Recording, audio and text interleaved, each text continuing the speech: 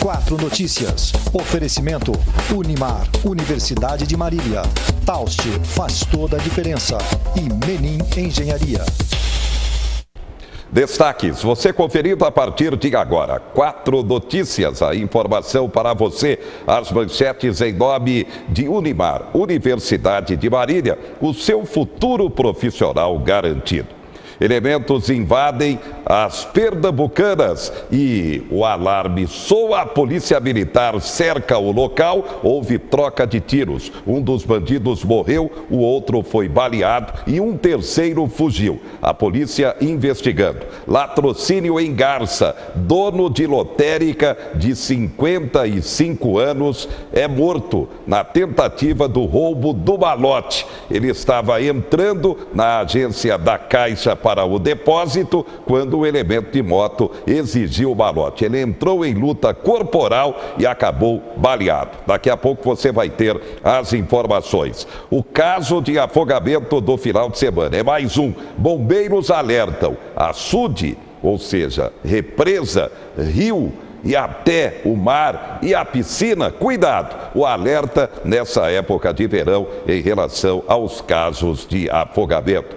O governo federal vai mexer na validade da carteira de habilitação e na obrigatoriedade do simulador. Daqui a pouco a gente vai debater este tema. Eletrochoque é um assunto polêmico. O governo promete rever essa questão. Também você estará conferindo os destaques da economia. Presidente Bolsonaro deve ter alta ainda desta semana. E o acidente trágico que matou o jornalista Ricardo Boechat na queda de helicóptero. A partir de agora, 4 Notícias. A informação para você.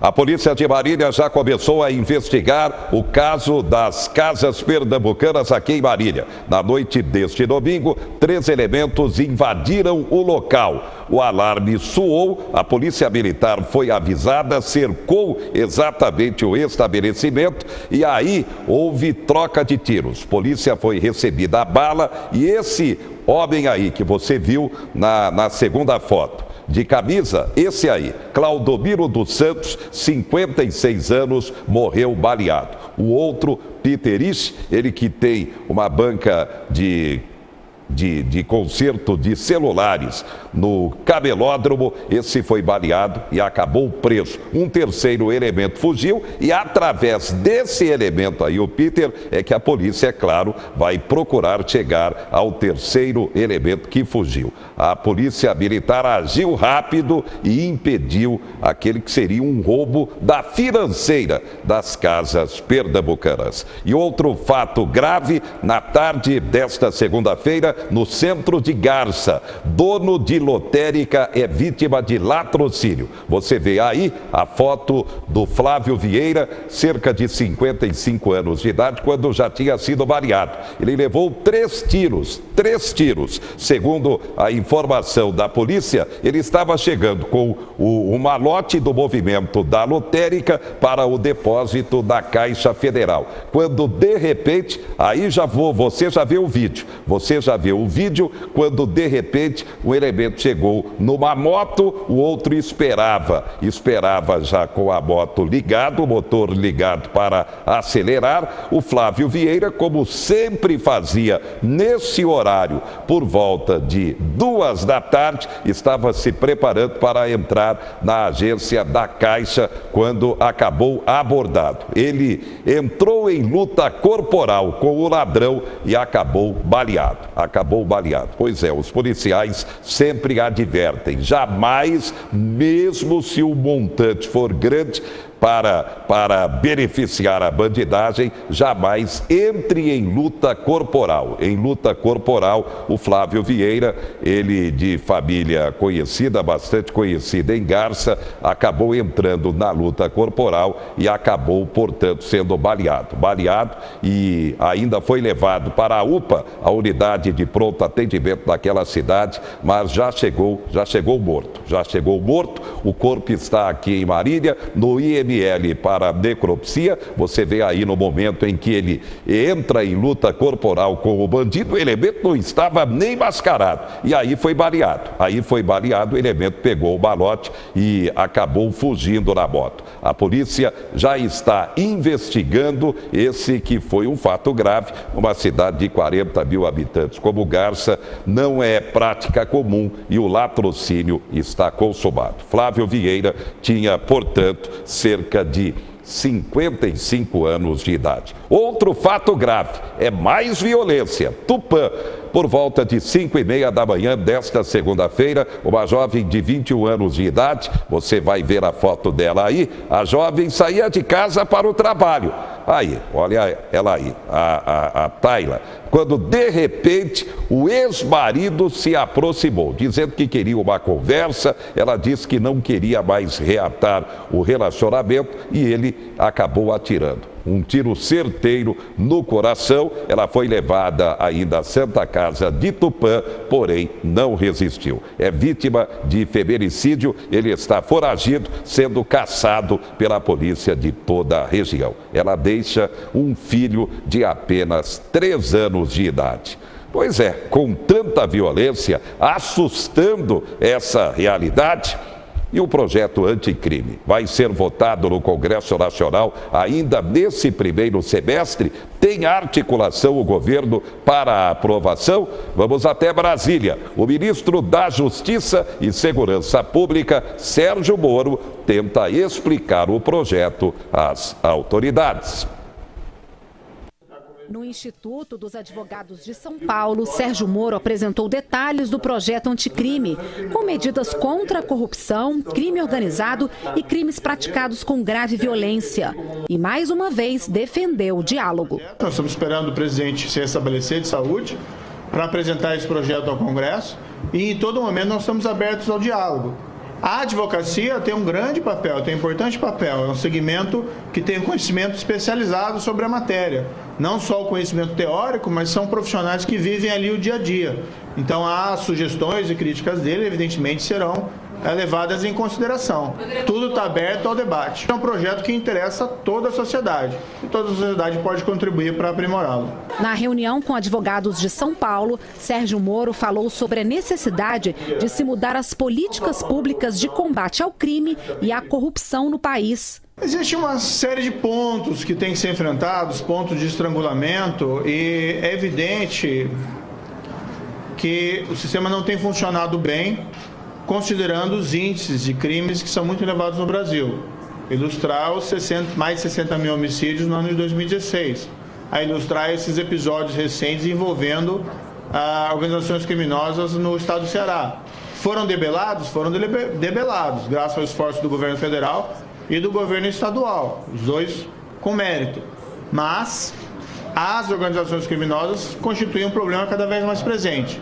Igualmente a questão da corrupção. O governo quer liderar, juntamente com o Congresso, e em parceria com a sociedade e com a imprensa. É importante nós, vamos dizer, diminuirmos a corrupção no Brasil, porque isso acaba esvaziando os recursos públicos que são importantes para tratar dessas outras questões, criminalidade violenta e a própria criminalidade organizada. O ministro da Justiça disse ainda que tanto a proposta de reforma da Previdência quanto o projeto anticrime podem ser enfrentados em conjunto.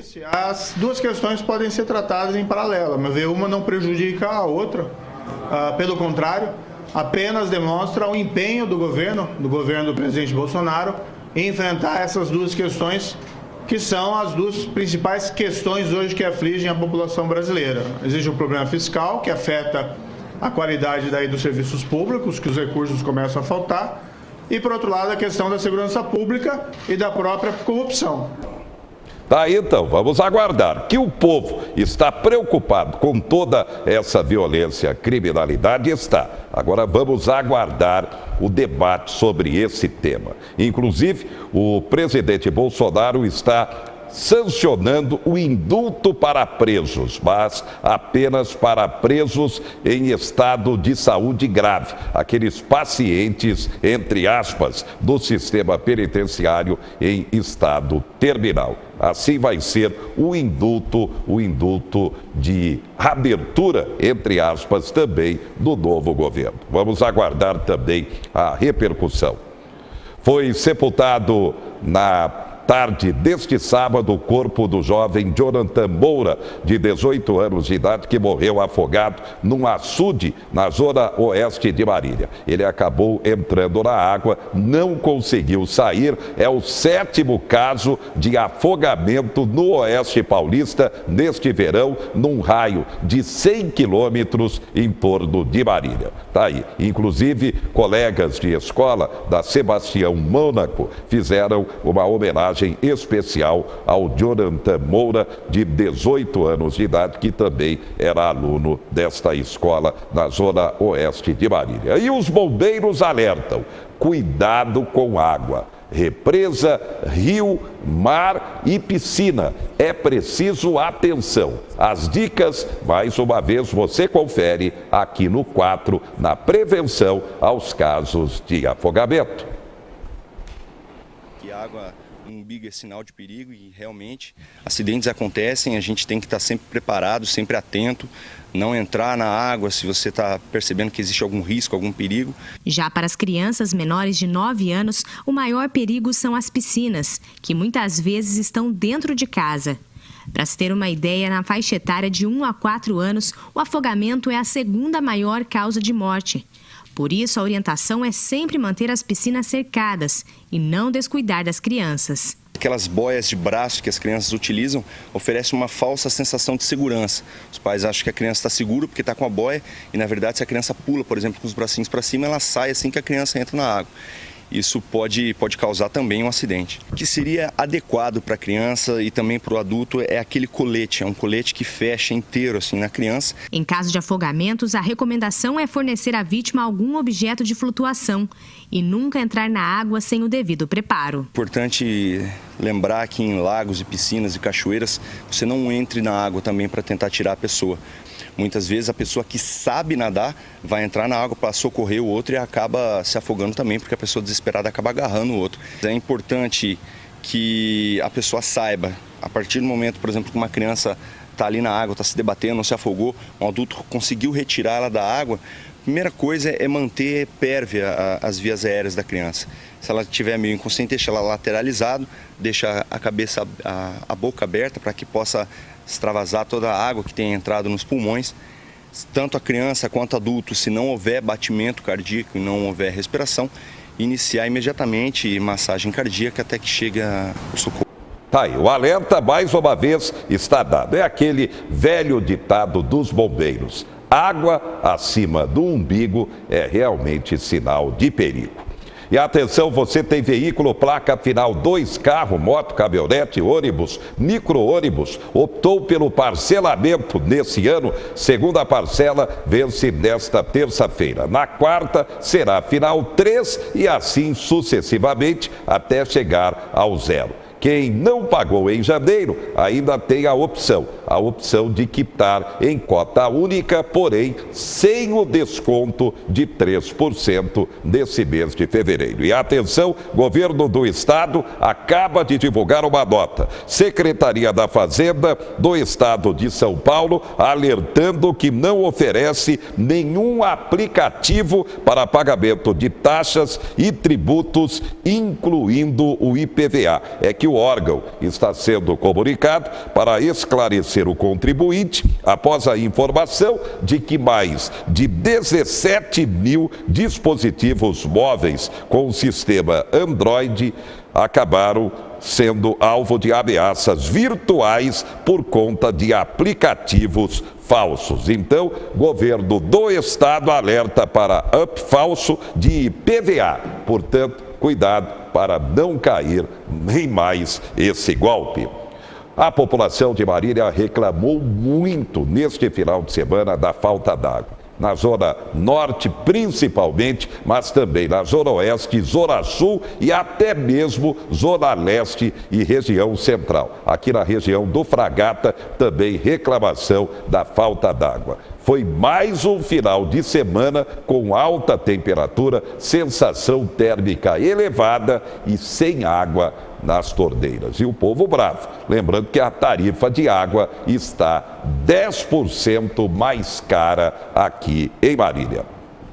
Daqui a pouco, o governo federal vai alterar a validade da CNH e vai abolir a obrigatoriedade do simulador nos centros de formação automotiva. Também o perigo da internet. Os pais devem ficar atentos. No dia de Nossa Senhora de Lourdes, a protetora dos doentes, uma matéria especial. E ainda como destaque, IPTU, você, atenção, cuidado, vai pagar em cota única, vai pagar de forma parcelada. IPTU começa a vencer em Marília neste dia 15 e com reajuste 10%.